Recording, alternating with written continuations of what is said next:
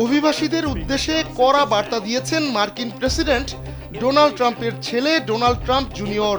ফনিক্সে ভরা মঞ্চে দাঁড়িয়ে তিনি ঘোষণা দেন, তৃতীয় বিশ্ব থেকে লোকজন আসলে সেই দেশও তৃতীয় বিশ্বের হয়ে যায়।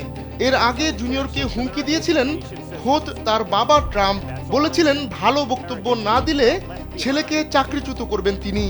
এরপরই রোববার ট্রাম্প জুনিয়রকে বলতে শোনা যায়, অভিবাসন গুরুত্ব বহন করে। ট্রাম্প প্রশাসন এই লড়াইটাকে সামনে থেকে মোকাবেলা করছে। আমরা বুঝতে পেরেছি যদি কেউ তৃতীয় বিশ্ব থেকে অভিবাসীদের ঢুকতে দেয় তাহলে তারাও তৃতীয় বিশ্বের হয়ে যায়। আমরা এটা হতে দেব না। অনুষ্ঠানের এক পর্যায়ে হাজির হন ট্রাম্প। এ সময় তিনি বলেন তার আশা ছেলে তাকে ভালোভাবেই প্রতিনিধিত্ব করছে। ট্রাম্প বলেন ছেলে যদি ঠিকঠাক মতো বক্তব্য না দিত তাহলে তাকে চাকরিচ্যুত করতাম। এ কথা শুনে দর্শক শ্রোতাদের মধ্যে হাসির রোল পড়ে যায়।